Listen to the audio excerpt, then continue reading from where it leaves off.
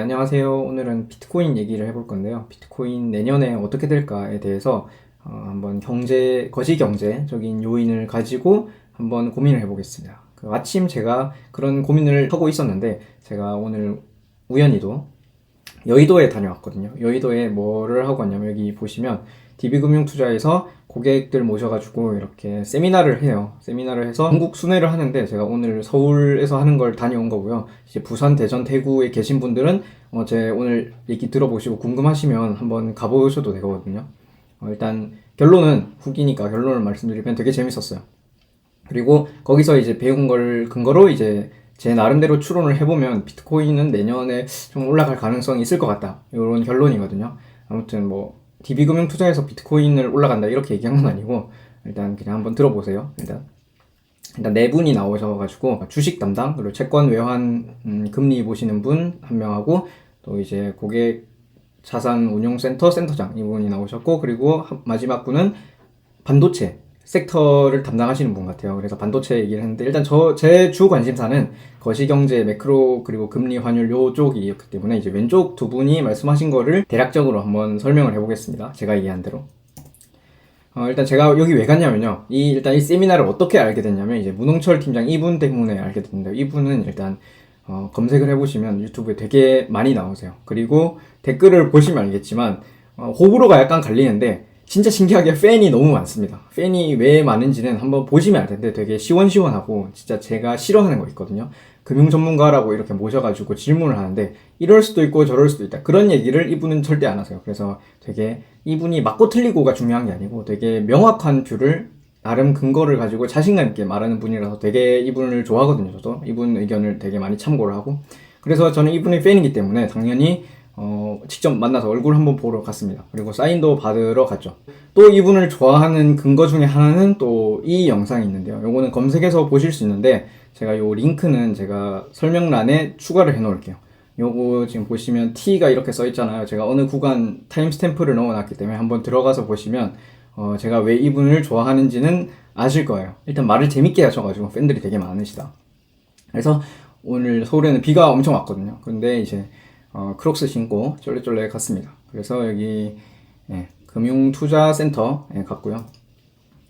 일단 가실 때 저는 예약을 하고 갔어요. 여기 전화를 하고 예약을 하는 게 좋은 게, 요거를 줍니다. 달러북이라는 걸 주는데, 저도 이게 뭔지 몰랐다가 일단 가가지고 저기 자기 이름 쓰고 마케팅 정보에 활용한다, 거기 동의 사인만 하면 7달러짜리 달러북이라는 걸 주는데, 예약을 한번 하고 가십시오, 가실 분들은. 요런 걸 줍니다. 그래서 저도 이게 뭔가 해서 봤는데, 달러가 7장짜리가 이렇게 붙어 있어요. 그래서 이게 달러북이라는 게 여행 가가지고 팁 줄 때 이렇게 하나씩 뜯어가지고 줄 수 있는 그런 용도로 만든 거래요. 아무튼 받았습니다. 그래가지고 이걸 받자마자 저는 바로 그 생각이 들더라고요. 이런 거 사람들한테 나눠줄 때, 사실 달러는 장기적으로 보면 가치가 떨어지잖아요. 근데 우리 종이지갑 같은 거에 비트코인 담아서 주면 좋을 텐데, 뭐 그런 생각은 했습니다. 어쨌든 이 달러북이란 걸 처음 알게 됐고요. 그래가지고 제가 좀 빨리 간 편이에요. 한 100명 넘게 놓은 것 같은데, 한 150명 놓은 것 같은데, 이렇게 미리 가서 사인도 받았습니다. 그리고 다시 제가 왼쪽 두 분 내용을 한번 말씀드릴게요. 그리고 일단 알아두셔야 될 건, DB금융 투자 자체가 전체적으로 우리 시장에 대한, 금융시장에 대한 뷰가 좀 긍정적인 것 같아요. 그래서 이런 기사도 있습니다. 아무튼 결론은 주식시장 좀 긍정적이다, 뭐 그런 내용이었어요. 아무튼 그 근거를 들어보면은 이제 막 악재가 엄청 많잖아요, 지금 거시경제. 그래서 중국 부동산 문제가 있다. 그런데 중국이 뭐 근본적으로 이렇게 대미관계를 회복할 것 같진 않고, 그래서 결국은 소비 부양을 할 것이고, 따라서 이제 부동산을 완전 망하게 냅두진 않을 거다라는 게 이제 주식 담당 이분의 의견이었어요. 그래가지고 또 근거가, 지금 항생지수를 보면 되게 낮다. 쉽게 말하면 저평가를 선반영했을 가능성이 높다. 떨어질 룸보다는 그래도 경기 부양을 해서 올라갈 가능성이 높다, 그런 거죠. 그래서 중국 문제가 너무 심각하지는 않을 것이다. 그러면 이제 중요한 거는 미국이 변수가 되겠죠. 미국 아니면 중국이니까. 미국은 지금 금리를 더 높이냐, 아니면 장기간 고금리를 유지하느냐, 그게 지금 금융시장의 최대 화두인데, 핵심은 그러면 금리를 내릴 거냐 올릴 거냐죠. 왜 금리를 못 내리느냐의 핵심적인 요인은 물가가 너무 높다, 물가가 안 떨어질 것 같다, 이런 거죠. 그런데 이분의 의견은 통화량을 근거로 얘기를 합니다. 통화량이 줄어들었기 때문에 물가가 결국은 꺾일 거다. 그러니까 세상의 이치는 크게 보면 오히려 단순하다. 이런 얘기를 하시는데 인상 깊었고요. 그래서 물가가 떨어진다면 금리 정점론, 이제 금리는 내린다는 거죠. 그런 의견이 시장에 동의를 얻을 것이고, 그러면은 그 금리 인하를 반영해서 주가는 올라갈 수 있다. 이런 내용인 거죠. 조금 더 뭐 디테일한 사항들도 있습니다. 뭐 유가가 어떻게 되나, 뭐 그런 반론도 다시 재반박을 하세요. 근데 그 디테일한 부분은 제가 다루지 않겠습니다. 궁금하시면 직접 한번 가서 보시는 것도 재밌을 것 같아요.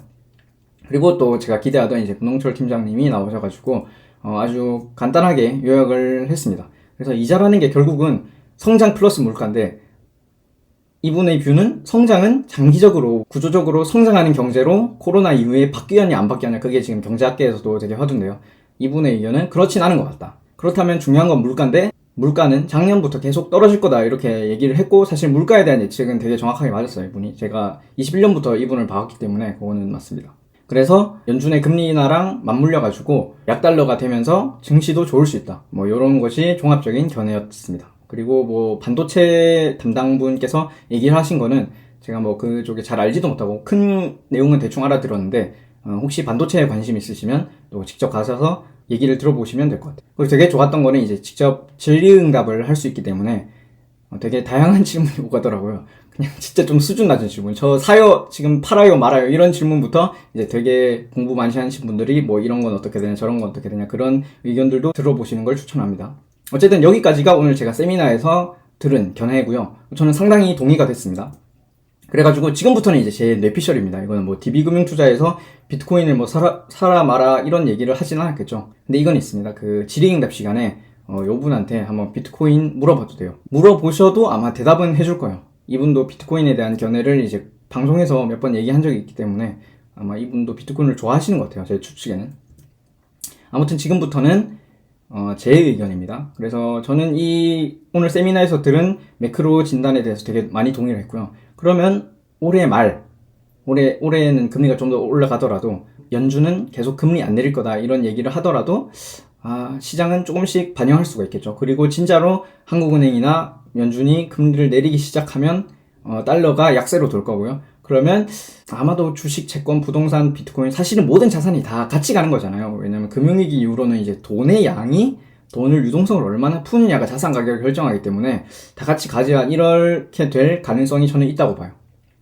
사실 저희 희망이기도 하기 때문에 제가 전문가도 아니고 저희 희망과 냉철한 판단을 구분할 수 있는 능력은 안 됩니다. 그래서 이건 진짜 제 바람일 수도 있는데, 어쨌든 이럴 가능성이 있는 거죠. 합리적 근거로 봤을 때. 그러면 우리는 내년 비트코인 불장에는 또 반감기가, 그거는 우리 모두가 아는 거니까 이상하게 또 악우가 맞다 그런 생각이 들었습니다. 그래서 저는 이제 내년에 비트코인 불장 올 것 같고요. 맞는지 아닌지는 제가 정확히 6개월 이후면 언제냐면 24년 3월에 한번 보겠습니다. 반감기를 한 달, 2달 정도 앞두고 제가 오늘 영상에 리뷰 영상을 한번 찍어 보도록 하겠습니다. 그럼 오늘 영상 여기까지 하겠습니다. 감사합니다.